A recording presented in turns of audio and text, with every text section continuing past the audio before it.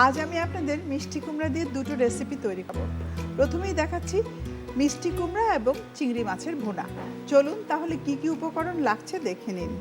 মিষ্টি কুমড়া এবং চিংড়ি মাছের ভুনা।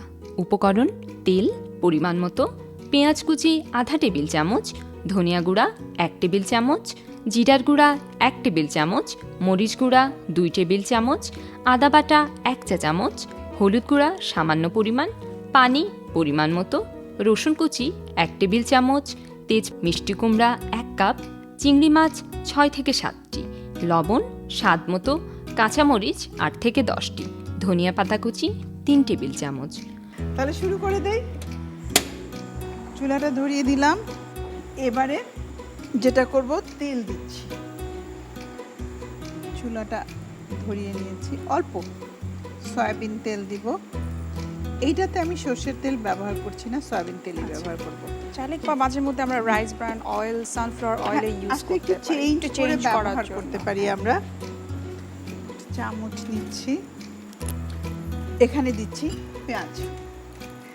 চিংড়ি মাছ এবং মিষ্টি কুমড়ার কম্বিনেশন অসম্ভব ভালো একটা কম্বিনেশন।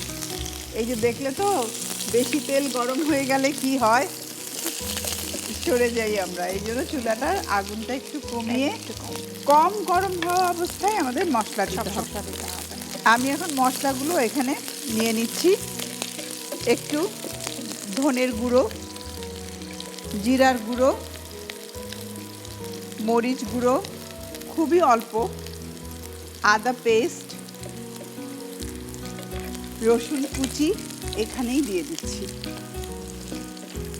একটু হলুদ, ব্যাস। সাথে দিচ্ছি পানি। মশলা কিন্তু খুবই অল্প যাবে। এবার রসুন দিয়ে দিলাম। এখন মশলাটা পানি দিয়ে গুলিয়ে নিয়েছি। বাদামি কালার কিন্তু হয়েই গেছে।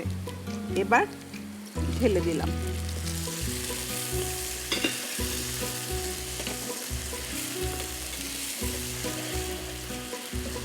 এটা কি ঢেকে দিতে হবে আপা? একটু ঢেকে দিলে ভালো হয়।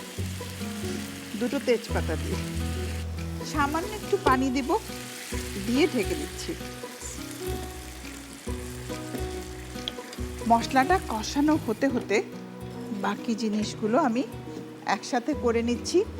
মিষ্টি কুমড়া আমরা চাইলে একটু স্টিম করেও নিতে পারি, আবার চাইলে ডাইরেক্টও দিতে পারি। এটা একদম ডিপেন্ড করছে নিজের উপরে। তা আমি এখানে একটু ভাপ দিয়ে নিয়েছি, তবে মিষ্টি কুমড়ার পানিটা ফেলা যাবে না।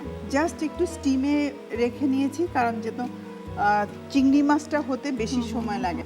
তো 10 মিনিটের মধ্যে যেন রান্নাটা কমপ্লিট করতে পারি আমি, সেই কারণেই একটু স্টিম করে নিয়েছি। এবং এই যে পানিটা আমরা ফেলে দিব, এটা কিন্তু যে ভিটামিনসগুলো আছে ওয়াটার সলিউবল, ধুয়ে ফেললে কিন্তু বা পানিটা যদি ফেলে দেই সব কিন্তু চলে গেল।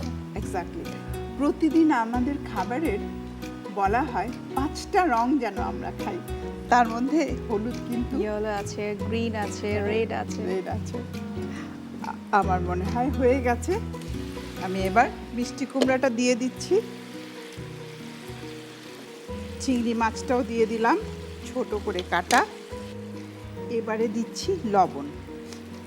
মিষ্টি কুমড়ায় কিন্তু লবণ অল্প দিতে হয়, কারণ মিষ্টি কুমড়ার একটা মিষ্টি আছে। তো ওই মিষ্টি ভাবটা যদি নষ্ট হয়ে যায় তাহলে কিন্তু খাবারের স্বাদ আর থাকে না। একটু হালকা নেড়ে দিতে হবে। এবার নেড়ে ঢেকে দিতে হবে, কারণ মিষ্টি কুমড়াটা আমরা ঢেকে রান্না করতে পারি, বিকজ এটা এত বেশি একটা সুন্দর কালার, সেই কারণে। অনেকে কিন্তু আপা একটু চিনি দিয়ে দেয়, তাই না, মিষ্টি কুমড়া আর একটু সুইটনেসটা বাড়ানোর জন্য। এই জন্য আমি লবণটা কম দিলে মিষ্টি কুমড়ার সুইট থেকে কিন্তু হয়ে আসে। আচ্ছা আচ্ছা। আসলে অনেকেই কিন্তু বাচ্চাদেরকে আমার মনে হয় এটা দেওয়া উচিত, যেহেতু কালারফুল একটা সবজি, প্লাস হচ্ছে খুব সফট, হাই ফাইবার, জন্য বাচ্চা বলেন বা ডায়াবেটিক পেশেন্টদের জন্য খুব ভালো কিন্তু ফাইবারের জন্য। আমরা দেখে নিব আমাদের রান্নার কতদূর কি হলো। আমার মনে হয় হয়েই গেছে। কিছু উপকরণ বাকি আছে, এটা আমরা এখন দিয়ে নিব। সবুজের অভাব, কাঁচামরিচ, ধনেপাতা, কারণ সবুজ ছাড়া সত্যি চলে না। আমি তো আমার লাইফ ভাবতেই পারি না গ্রিন ছাড়া। কাঁচামরিচ, ধনেপাতা। তবে আপা খুব মজার একটা জিনিস কি জানেন, এটা আমি দর্শকদেরও বলবো, খুব মজার একটা ব্যাপার আছে মিষ্টি কুমড়া নিয়ে। যাদের ঘুম কম হয় তারা কিন্তু প্রতিদিন মিষ্টি কুমড়া চাইলে খেতে পারে। মিষ্টি কুমড়ার বিচিটাকে যদি একটু ভেজে বাদামের মতো করে চাইলে কিন্তু খাওয়া যায়। আরেকটা ব্যাপার হচ্ছে মুড চেঞ্জ করে, যেমন এখন এই মুহূর্তে আমি অনেককে মিস করছি, এখন কিন্তু আমার মিষ্টি কুমড়া খাওয়া উচিত। চট করে মুড চেঞ্জ হয়ে যায়, ইনস্ট্যান্ট মানে বুস্ট কাজ, বুস্টিংটাকে বাড়ায়। এটা যেমন কলা, হ্যাঁ, কলা একটা খুব দেখবেন যারা খেলাধুলা করে তারা কিন্তু খেলার ফাঁকে ফাঁকে কলা খেয়ে নেয়, because of instant energy supply করে। ঠিক মিষ্টি কুমড়ার ক্ষেত্রেও কিন্তু সেম। দেখো কালারটা চমৎকার হয়ে গেছে হ্যাঁ, এবং ভাল লাগছে। মিষ্টি কুমড়া আমার নিজেরও অনেক প্রিয় একটা মানে তরকারি। আমি বেড়ে নিচ্ছি।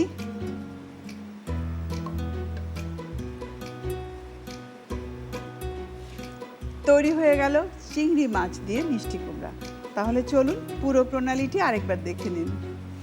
প্রথমে ফ্রাই প্যানে তেল দিন, এতে পেঁয়াজ কুচি ও রসুন কুচি দিয়ে নাড়তে থাকুন।